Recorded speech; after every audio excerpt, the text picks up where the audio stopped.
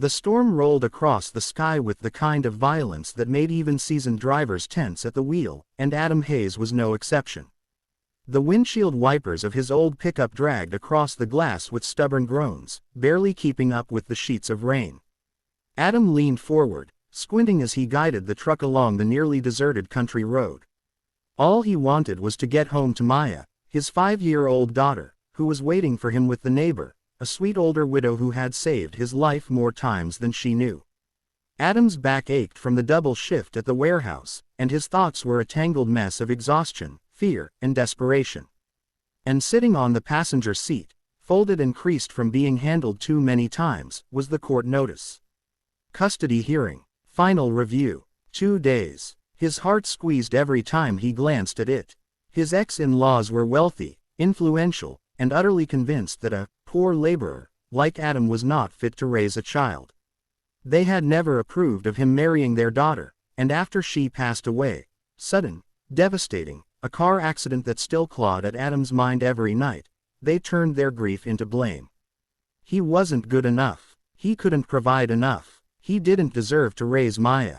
Adam had always fought those words, but lately, with bills towering and his savings evaporating like mist, even he struggled to silence them.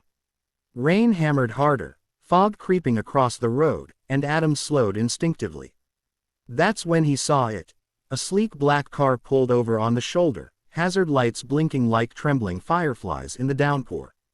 A woman stood beside it, drenched to the bone, hugging her coat around herself as if it offered more protection than it really did. Adam felt a tug in his chest. He should get home. Maya always panicked when the storm got loud, but he couldn't drive past someone stranded in weather like this. Not when the rain seemed hungry enough to swallow a person whole. He pulled over, his tires skidding slightly before catching. The woman turned at the sound, her face illuminated by his headlights. She looked to be in her early 40s, elegant despite the soaked hair clinging to her cheeks. She was shivering, her lips pale from the cold. "Are you okay?" Adam called, raising his voice over the storm. She let out something between a laugh and a sigh of relief. "Okay, not even close. My car just died. Completely. And I have no cell service." Adam nodded, stepping closer until he stood beside her, instantly drenched. "Mind if I take a look?" Her eyes widened. "You'd do that? You don't even know me." He shrugged. "Storm like this, leaving someone alone isn't an option." She hesitated only for a second before stepping aside. Adam lifted the hood and began inspecting the engine. The rain made everything harder, soaking the tools he kept in the back of his truck, plastering his shirt to his skin, but he worked with practiced hands. Fixing things calmed him. Machines made sense. People, life, courts, those were the things that confused him. The woman stood beside him, trying to shield the engine with her coat even though it did little good. "Thank you," she said quietly. "Most cars just drove past. I didn't know what I'd do." Adam kept his focus on the wires. People get scared these days. You never know if someone's safe or not. Can't blame them. She studied him for a moment. "And what made you stop? You don't seem like someone who scares easily." Adam chuckled without humor. "You'd be surprised." He found the problem. A loose battery cable. An easy fix. He tightened it, cleaned off a bit of corrosion, and stepped back. "Try it now." She rushed into the driver's seat, turned the key, and the engine rumbled back to life. Her relief was instantaneous. A laugh, joyful and bright even in the storm. She stepped out again and closed the door, practically glowing. "You're a miracle worker." Adam shook his head. "Just a guy who's had to fix a lot of old cars." She studied him then, as if looking past the dripping clothes and tired eyes. "You look exhausted. Were you heading home from work?" His throat tightened. "Yeah, long shift. Long day, long year." The words slipped out before he could stop them. Her smile softened into concern.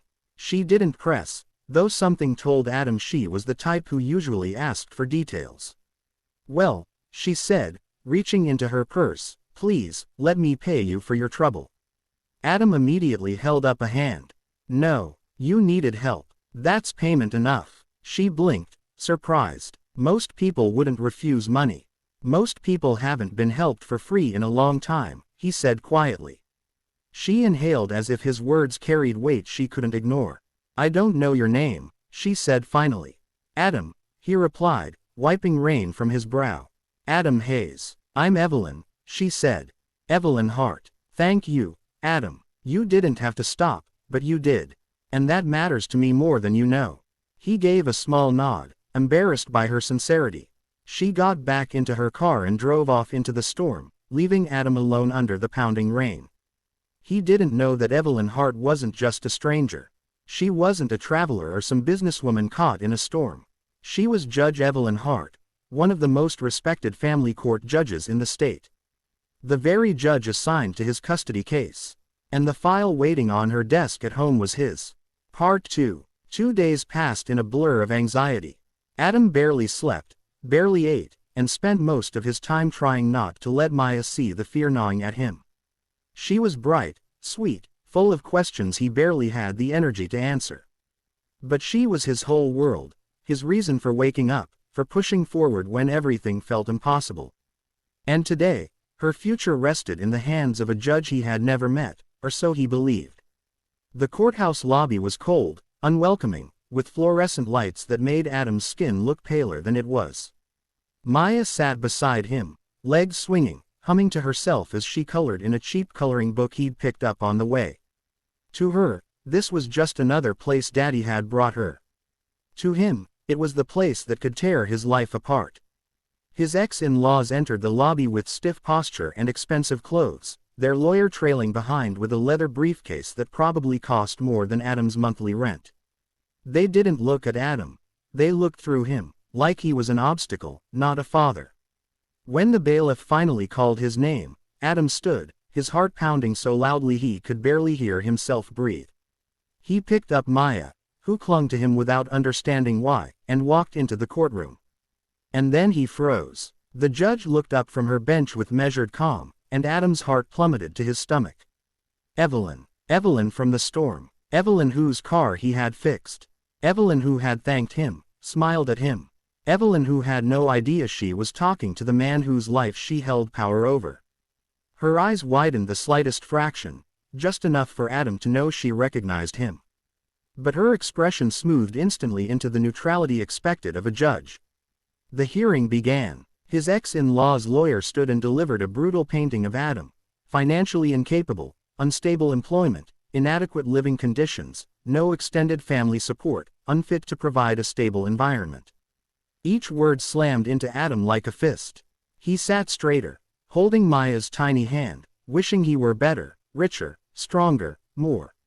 When it was his turn to speak, he stumbled. His lawyer was young, inexperienced, and no match for the firepower across the aisle. Adam tried to explain his situation, the extra shifts, the child he loved more than life, but everything sounded small, insignificant, fragile. Evelyn listened, impassive, unreadable. Fear sank into him like ice. After nearly an hour of back-and-forth arguments, Evelyn raised a hand. "We will take a recess," she announced. Then, looking directly at Adam, she added, "Mr. Hayes, please step into my chambers." Adam's blood ran cold. The lawyer for his ex-in-laws smirked, assuming the worst. Adam nodded weakly, handing Maya to her court-appointed child advocate, and followed Evelyn through the private door. Her chambers were warm, lined with books, a stark contrast to the tension he carried in with him. She closed the door softly and turned to him. "Adam," she said, not as a judge, but as the woman he had helped on the road, "I didn't expect to see you here." "I didn't know," he whispered. "I swear I wasn't trying to." She raised a hand, stopping him. "I know you didn't know. And I know you weren't trying to influence anything. You helped me because it's who you are." Adam swallowed hard. "But this, it looks bad, doesn't it?" "It looks human," she corrected firmly. She stepped closer, studying him with an intensity that made Adam's breath hitch. "The file on my desk told one story. The man in the storm told another. Now I want the truth. Not the version shaped by lawyers. The truth from you." Adam felt something twist painfully inside him. No one asked for his truth anymore. But Evelyn did. He took a shaking breath and spoke. He told her about the layoffs, about the medical bills after Maya's pneumonia that drained every savings he had. He told her about his ex-in-laws blaming him for their daughter's death, about their attempts to take Maya from him since the funeral, about the endless cycle of working 2 jobs just to keep the lights on. "I'm trying," he said, voice cracking, "I'm trying so hard. I know I don't have much. I know I'm not impressive. But I love my daughter. And she's happy. And she's safe. And his voice broke. Evelyn's gaze softened, her eyes shining with a quiet fury, not at him, but at the injustice of it all. "Adam," she said gently, "being poor does not make you a bad parent. Being exhausted from fighting for your child does not make you unfit." He looked down, ashamed of the tears burning his eyes. "Nobody ever says that. Nobody who understands," she said. They stood in silence for a moment before she straightened, judge-like composure returning. "Go back to the courtroom. I will handle this by the law, fairly." Adam nodded, unsure whether to feel hope or fear. When the hearing resumed, Evelyn's voice carried the steady authority of someone who knew exactly what she was doing. After reviewing all evidence and testimony, she began, "This court acknowledges that while Mr. Hayes has faced financial hardship, his dedication as a parent is evident, consistent, and beyond question." His ex-in-laws stiffened. Their lawyer rose to protest, but Evelyn silenced him with a raised hand. "Financial instability is not grounds for removal of a child," she continued, her tone firm. "What I see is a devoted father doing everything within his power to give his daughter a safe, loving life. Therefore, custody will remain with the father, Mr. Adam Hayes." Adam's breath released in a trembling rush. Maya reached for him, smiling without fully understanding, and he scooped her into his arms, burying his face in her hair as relief crushed him. His ex-in-laws stormed out, their lawyer trailing behind in disbelief. As Adam left the courtroom, Evelyn caught his gaze for a moment. Not a smile, not a gesture, just a small, meaningful nod. The kind that said, "I saw you. The real you." That night, in their tiny apartment lit by a flickering lamp, Adam made dinner, cheap pasta, but Maya loved it. She laughed, splashing sauce on her shirt, and Adam felt a swelling in his chest he hadn't felt in months. Peace, safety, a future. The storm that once threatened to drown him had passed.